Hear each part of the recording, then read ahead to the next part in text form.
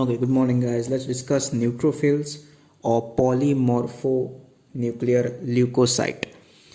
In the last lecture, I described what are these cells, what are the different classification of these cells, wherein I spoke that there's granulocyte, there are granulocytes. In granulocytes, there are neutrophils, there are eosinophils, and there are basophils. In granulocytes, there is lymphocytes and monocytes. Now let's go into detail of each cells such that you'll be more confident to tackle their functionality later on. The first cell I take is neutrophil. Its absolute count was 3000 to 6000 cells per microliter. In their differential counts, they form 50 to 70% of the cells. Their size is 10 to 14 micrometer in diameter. Remember, the red blood cells was 7 micrometer in length in their diameter. We go to the nucleus, the center part, which is purple in color. There are multi lobes. So one way to recognize a neutrophil is they have multiple lobes in their nucleus. That is why it's called polymorphonuclear leukocyte. They have approximately 1 to 6 lobes. Okay, the multi-lobulity of the nucleus is a very characteristic picture of a neutrophil. Okay, then young cells have something called horseshoe nucleus. These are just small details which you need to know. The cytoplasm or exterior of the nucleus has bluish in color and it is granular. Remember, I had said the cytoplasm of some specific cells have granules and they were called granulocytes. Remember, so neutrophil is a granulocyte, so its cytoplasm has granules. Let us describe these granules in detail. They are fine sand-like granules or pinpoint granules, and they contain large amount of protein and lipids and nucleic acids. Okay, and the best part is these granules contains enzymes which help digest any bacteria or any foreign material. So it is like a weapon which is present inside a neutrophil, these granules, and they can lyse substances, and the granules can be considered as lysosomes. Okay, the lyse means to split, to cut, to attack, so lysosomes. Okay, so if they ask you in the granules in a neutrophil outside the nucleus have enzymes, and some of those enzymes are glycosidase, sulfatase, phosphatase, nuclease. Okay, so they can lyse other type of substances and thus they are called lysosomes. Okay, then the functions of a neutrophil I will describe in more detail in the further lectures, but a brief function I tell you is phagocytosis. There is a phenomenon called phagocytosis, and this phenomenon is whenever our body gets invaded by bacteria, the neutrophils or this granulocyte specifically acts first. That is why neutrophils are also called first line of defense. So if you have a bacterial infection, neutrophils are the first to rise, first to attack and kill the bacteria. Okay, and the phenomenon of like taking up the bacteria inside them is called phagocytosis. They kind of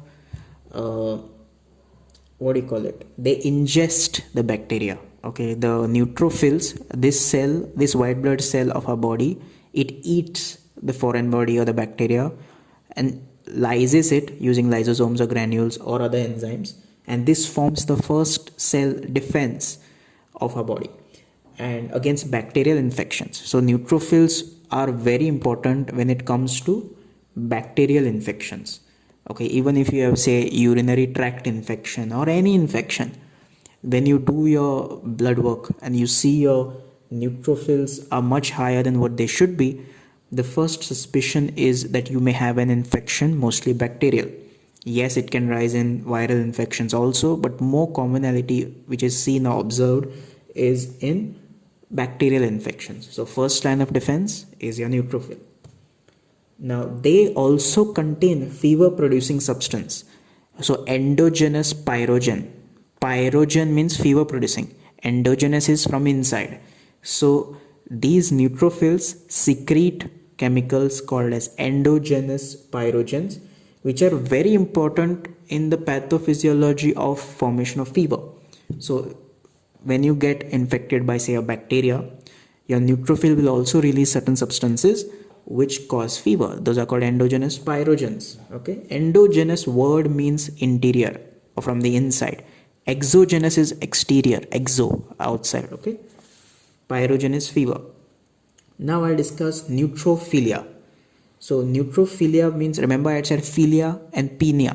So philia means more in number, pinia is less. So neutro means neutrophils you're talking about. So neutrophilia is more, increase in neutrophils. So there are some cases where naturally these cells increase in amount. Naturally meaning physiological. It could be exercise. So if I take your blood after you've done a good amount of exercise, your neutrophil count will be more.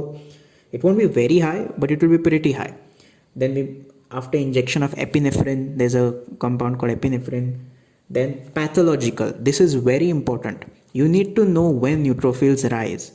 So acute pyogenic infections, I would say, is one of the things you need to remember.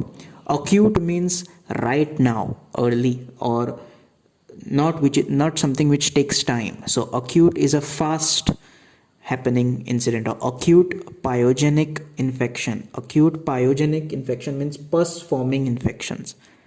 If you have an abscess anywhere, if you have urinary tract infection, if you have any respiratory infection, especially bacterial, so these pus forming infections which are there, they will cause neutrophils to rise.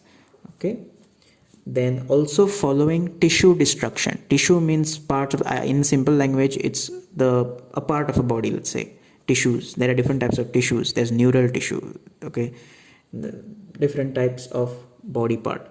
So if any of your body part has undergone any destruction, like burns or hemorrhage or heart attack also, a myocardial infarction, whichever, or after surgery, there are chances where your neutrophil count is high.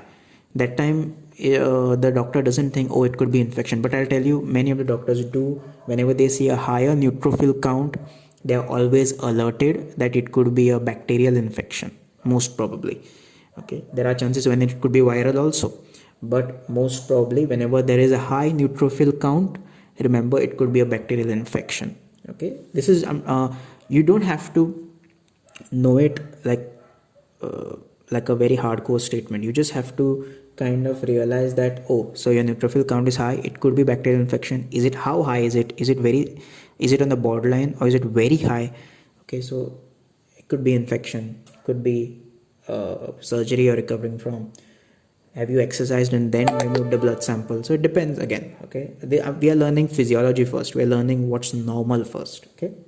Neutropenia. Remember I said pinia means less. The words I'm telling you, pinia word means less. Neutro is neutrophils. So neutropenia means decrease in neutrophil cells.